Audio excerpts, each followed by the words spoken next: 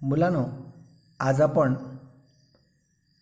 Similarity म्हणजे समरूपता या प्रकरणाकडे जाणार आहोत. मला एक सांगा, समजा आपण एखादा ट्रायंगल काढला तर ट्रायंगलचा एरिया मला काढायचा असेल तर what is the formula of area of triangle. Suppose this is triangle ABC and suppose this is AD is a height, then what is the formula for area of triangle ABC? Then you can write area triangle ABC is equal to half base into height. Which is base? BC. BC is a base and AD is a height. बरोबर आहे.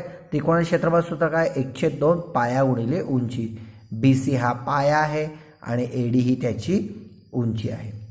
बरोबर आहे. मग असं आपण आणखी एक triangle जर घेतलात, suppose this is triangle PQR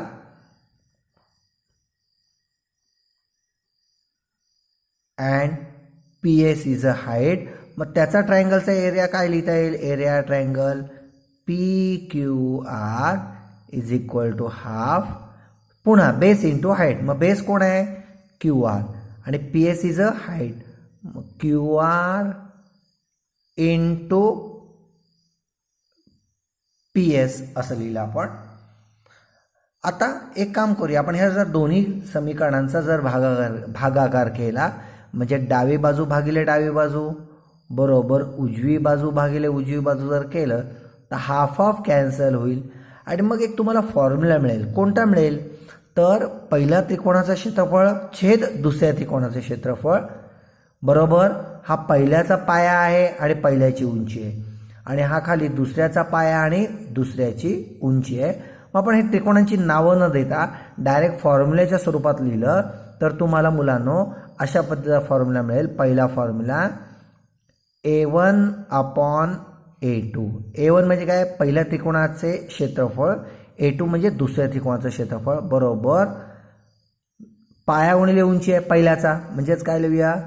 B1 गुणिले H1. B1 म्हणजे काय? पहिल्याचा पाया पहिल्याची उंची. Base into height of first triangle and B2 into H2 base and height of second triangle. This is our first formula for area of a triangles of area of two triangles. Ratio of areas of two triangle. दोन त्रिकोणांच्या क्षेत्रफळांचे गुणोत्तर हे कसं आहे? पाया गुणिले उंची पहिल्याचा भागिले दुसऱ्याचा पाया गुणिले उंची या स्वरूपात बदलतं. हे पहिलं सूत्र आहे. मुलांनो, दुसरं सूत्र मी या ठिकाणी लिहितोय.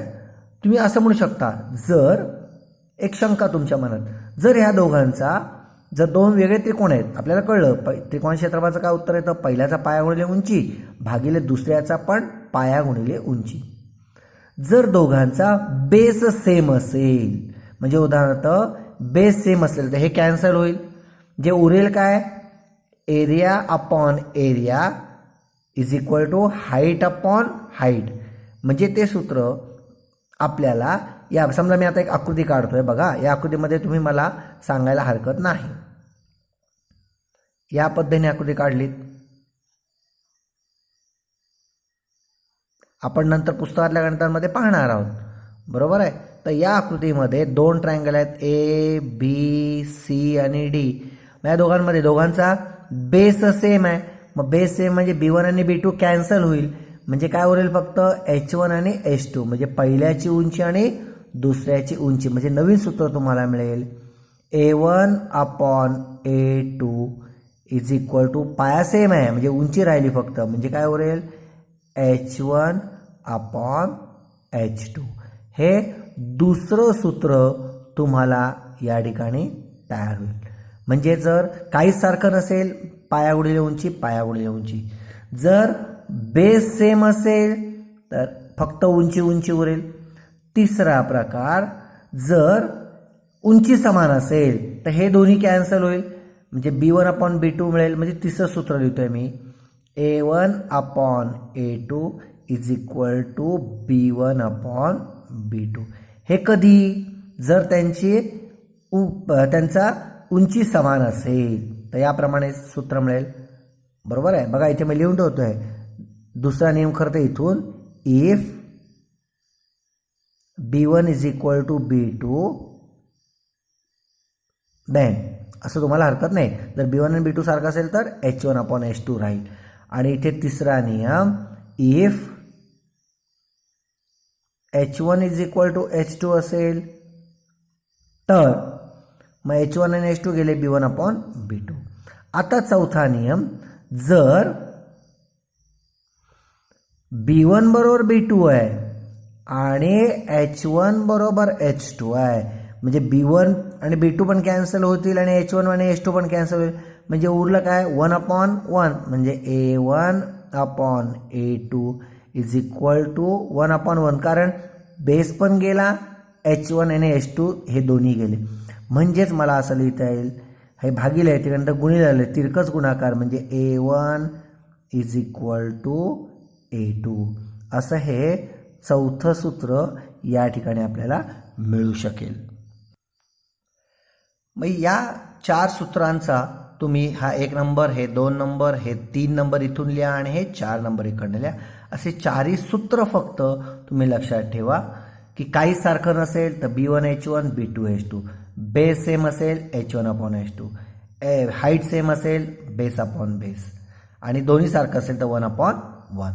आता 1.1 मध्ये बघा क्वेश्चन 1 हा तुम्हाला दिलेला आहे त्याच्यामध्ये त्यांनी काय म्हटलेलं आहे बघा पुस्तकात लक्ष द्या की एका ट्रायंगलचा बेस आणि हाईट दोन्ही दिलेले आहेत आणि दुसऱ्या ट्रायंगलचा पण बेस आणि हाईट असे दोन्ही दिलेले आहेत सेपरेट आहे म्हणजे इथे काहीही सारखं नाही बेस पण नाही आणि हाईट पण नाही म्हणजे कोणता फॉर्म्युला उरेल तुम्हाला पहिला फॉर्म्युला कारण काहीच सेम नाही म्हणून मग by first formula A1/A2 is equal to B1 into H1 upon B2 into H2 असं सूत्र लिहिता येईल. आणि मग किंमत भरूया. पहिल्याचा बेस आहे 9 आणि हाईट आहे 5. Base of second triangle is 10 and height is 6. आता डिवाइड करूया.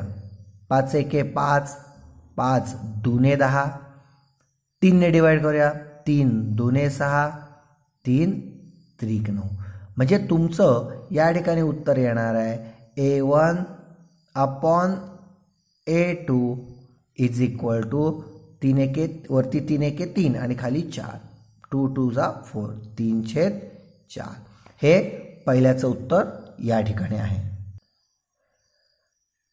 आता आपण प्रश्न दुसऱ्यामध्ये बघूया. प्रश्न दुसऱ्यामध्ये तुम्हाला मगाशी दाखवल्याप्रमाणे हे जसे आकृती दाखवली आहे त्याचप्रमाणे हे 2 ट्रायंगल आहेत.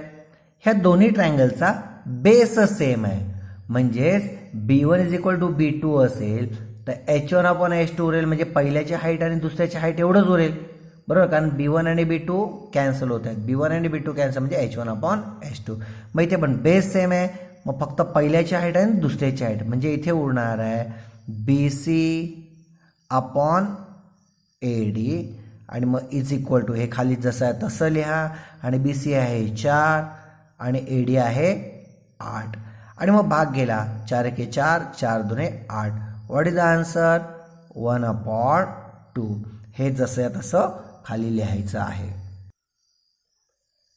आता हे एक्स्ट्राचे एक गणित त्या ठिकाणी एक्स्ट्रा म्हणून लिहून आकृती काढून ठेवायची आहे.